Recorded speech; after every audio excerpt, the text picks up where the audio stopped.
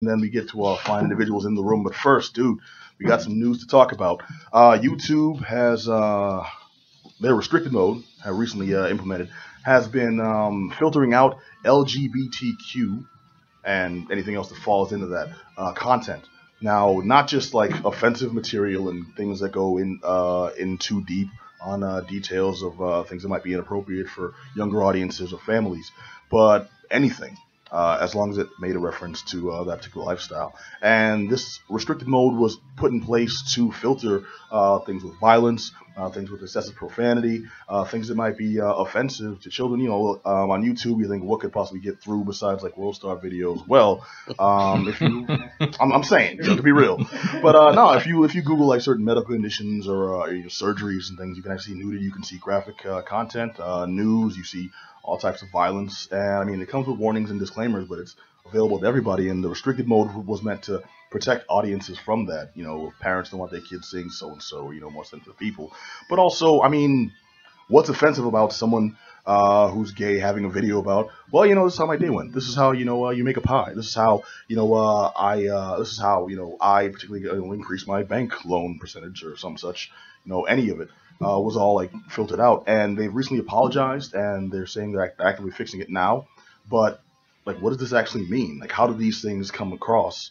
And I mean, first of all, the system's automated, so someone had to put that in the first place. Why are we so afraid of LGBT culture? Yeah, I mean, I think the biggest black eye they're going to get from this is like this anecdote that I was just reading about a lesbian couple exchanging wedding vows. Mm-hmm. It's just like if that's what's getting cut out by the filter, you know, that's when you're going to have, you know, run into trouble. You know, people are going to see that and say, well, what are you really trying to filter out? What's the hidden agenda here? Well, in that case, I can see it. If you ever heard anyone who wrote their own vows, you're just like, God, make it. No, I see. That's a perfect example. That's perfectly harmless, for the most part, from what I can see. Yet it would be filtered out. Why? I can't think of a logical reason. Mm-hmm. Does this have that kind of negative effect on society, where people go to YouTube to basically YouTube is one of the primary outlets for young people who are dealing with their sexuality, or young folks who have come out and live a homosexual lifestyle, or maybe they're trans, maybe they're asexual. You know, this is a safe space, or at least a place where they should feel safe to you know, create content, you know, release to the world.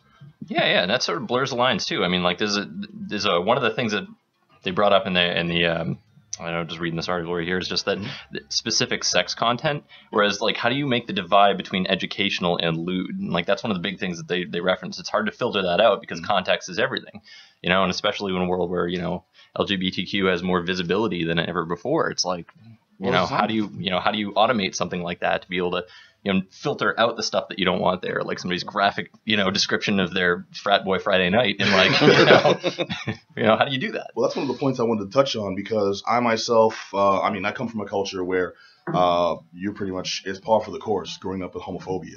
You know, you're black in America. It's like, well, you know, everyone's cool. You know, you got to be a good man. You got to respect everybody. Okay, cool. Your cousin came out as gay. You shun them. You don't talk to them. You don't call them. You don't. It's like, wow, yeah. Hypocrisy is just rampant. But as we grow and we progress, you know, these kind of issues are the things we open our eyes to, and we're aware of where that comes from. You know, we actually try to change things. We try to be more accepting of people. But that comes from someone actually putting it in the system. Mm-hmm. You know, someone actually had to program that. This is offensive material. It needs to be cut out. It needs to be, you know, culled and, you know, compartmentalized. Yeah, and then YouTube is where we get our information. This is where our generation learns stuff. I mean, like, you know, I started learning how to play the piano 2 years ago. Like, I didn't ask for a teacher. I just went on YouTube and tried to look up Billy Joel riffs. You know, like that's what you do. Like, and if that's where we're getting all of our information, then, like, you know. Well, see, that's the kind of content that should be filtered out. Thank you for bringing that up, because I mean, Eric Clapton all the way, Billy Joel. For piano though. I think Eric Clapton's the wrong direction. I play some guitar. Hey, what? I play some guitar. No, it's a different kind of guitar. It's like piano. It's an 88 string guitar. The guitar, there you go. Okay. Guitar? Right. Now we're talking. Where's the video for that? Right? That's mature content. It's got to be out there. Guitar Bear all the way. Guitar Bear. Video, you won't find it on YouTube. No way. Yeah, Guitar Bear. Something Dale touched on there kind of like resonated with me though, like, and it has the idea, like, kind of what we're talking about. Who makes the decision what content is going to be restricted? Shouldn't it be in the hands of the person who is the viewer or the watcher, who's on YouTube, to make the decisions? Okay, this is the stuff I do want to see. This is the stuff I don't. There should be more filters, not just an on and off switch for what somebody high up in the government or in this company deems to be offensive to somebody. Yeah. Yes, You know? but at the same time, someone has to decide what goes under each of those filters. That's true, which too. is the issue. Right. Yeah. The issue, whether or not you have 20 different filters for the parent, because it's for like parents or whatever to choose from, is if you have 20 filters, or if you have one filter, it's who decides what is behind those 20 filters. True. Yeah. Or like someone's pearl clutching grandma who like doesn't want you to see like I don't want to see that wedding video. That's Bible this and that. Yeah. And God forbid you get the, oh my God, they're dancing with the blacks. Oh my goodness. You know, that's a great point, because one of the biggest YouTubers' videos that was called out and was brought to the forefront of the complaints here was I forget I had it written down. I forget the name of the YouTuber, but she talked about her relationship. She came out as gay recently, but in the videos where she talks about her hetero relationships before coming out, those were all left in. Those were fine and intact. But the ones where she talked about her relationships with other women, those were filtered out. So, like, where are they drawing the line is one thing I'd like to know. And I wish they were a little more public about, because it seems like some of the information is coming through, so they're not particularly eliminating people, like individuals. They're targeting subject matter, but the wrong subject matter. Yeah, and that's the issue. It's if they should tell you, well, we made a mistake, and this is what the line was, but they don't want... Yeah, you can clearly see what the line is, because the line is, oh, you were talking about your homosexual versus heterosexual relationship. That is the line. And someone decided, oh, yeah, that's the line we're going to make. And either they overlooked it, or they were like, okay, that's reasonable. And either way, they're going to catch flack. Well, I don't think it's overlooking per se. I think it's people injecting their personal views where they really shouldn't. No, I can watch agree. videos of R. Kelly justifying him peeing on underage women all day. But they could argue they overlooked it. They can argue they overlooked it. And you know what? I'm more than willing to give them the benefit of the doubt. I don't automatically want to be pessimistic and angry. That's why Adam's usually here. But it's hard not to in this case, though. It really is. Looks bad. It does really look bad, because even if you overlooked it, how did you... Who is overseeing everything that you overlooked something which is really this obvious? I think what it was probably just like a mass automation thing, and then they're just sort of looking at the aftermath. Anytime you automate something that has 1.3 million subscribed viewers or whatever, like it's probably going to be some stuff that gets steamrolled. You're going to have to pick through the rubble after. Right. Skynet is taking over as we speak. Yeah, so oh my God, it doesn't like the gays. So I just want to give emphasis on the difficulty of having these automated systems. Essentially, and I'm not saying that this is exactly how YouTube's system works and operates. But he's looking at the exact... I'm kidding. It has to be automated, as you said. So this isn't someone making a decision. This is someone writing code, writing essentially an AI that's going to make the decision. And it's really...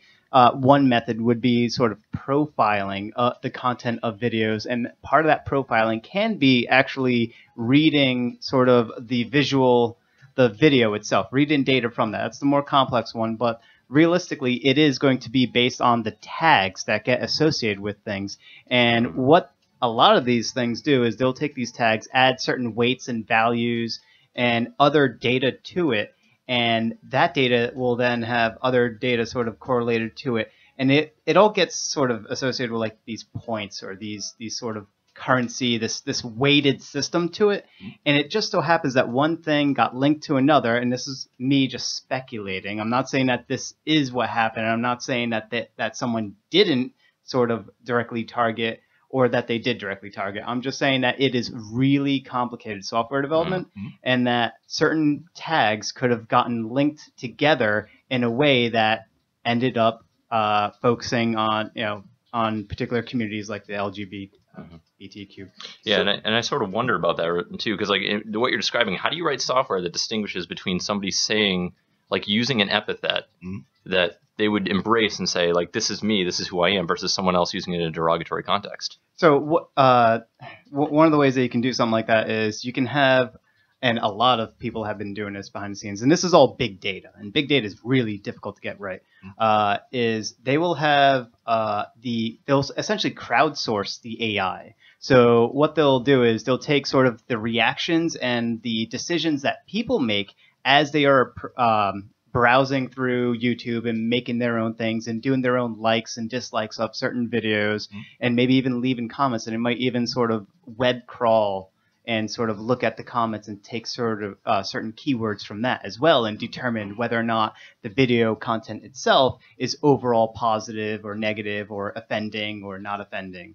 And it's extremely difficult because this is AI making a decision. There's no way that you're going to have enough people that are going to look through the content of videos. That's an impossible job, no matter how many people you throw at it. Well, here's the not to cut you off, but it comes down to, it was approximately 12 million videos that have been filtered out by this software since it was by this feature since it was introduced, and several hundreds of thousands of those have been reported as not offensive content, just specifically LGBTQ oriented in some way.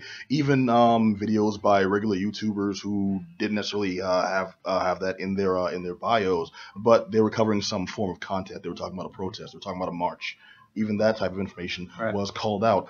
And basically what it comes down to is, even if we can excuse the technical error, a company as big as YouTube, I mean, they're under, I think it's Google's umbrella? They are under Google's umbrella. Yeah, so they should know better. They should be more aware because they're that visible. They could be, but like Johnny was saying, it's all based on code. And in this case, it sounds like if people are reporting things as not offensive, maybe they're relying really heavily on machine learning for them.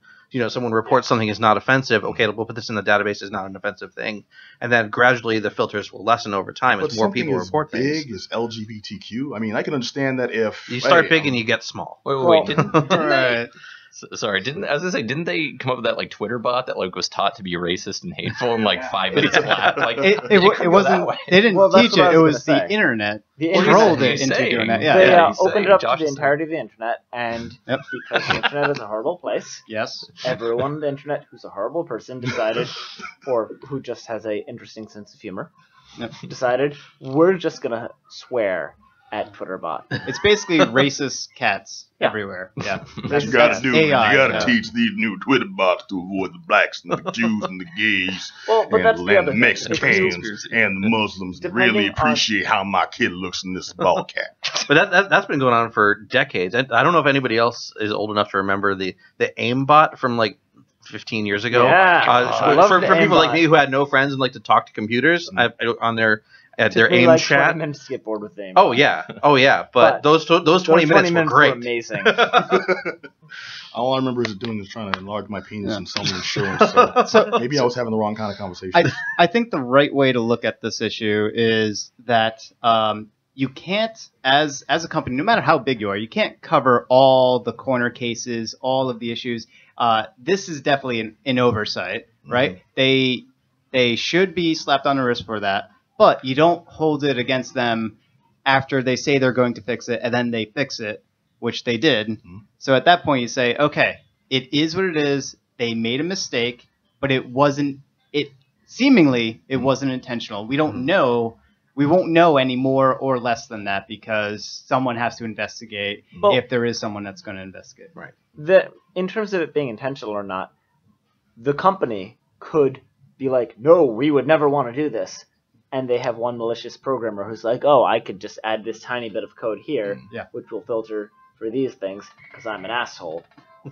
Or on the other hand, it could just be some sort of code that goes through comments. And there are a lot of assholes in the internet. Yep. And there is a lot of transphobia and homophobia. And it could have been unfortunately written in a way which finds the transphobia and homophobia. Yeah, and there's hackers out there. I mean, there's so many scenarios where you can say it is the fault of YouTube and it isn't the fault of YouTube. At some point, you have to realize, well, whatever actions actually happen that come from this, like YouTube actually fixing things, then you can say, okay, clearly they didn't have the intention because they did fix it. Mm-hmm. So you have to err on that, instead of going into like extreme hypotheticals and sort of raising the pitchforks and saying, this corporation is racist or this corporation is, keeping in mind the intention is important. And also, I don't think YouTube is evil or, is necessarily racist or sexist or classist or anything. Specifically, I just think they need to be more aware in the future. And these types of things are eye-opening because it doesn't just show that, yeah, the company can slip up. It shows that these things still exist and we should pay attention and, shout them out. Don't let them slip by the wayside. We're running a little low on time for this. So if you have anything to say on the subject, you can hit us up at geekdownradio@gmail.com or go to God damn it. It's our own site, geekdown.com, and hit us up in the comments section. This is a bad day. In the contact us section and let us know more. Also, you can hit us up on the Facebook or on Twitter and let us know your opinion. Now, Johnny, you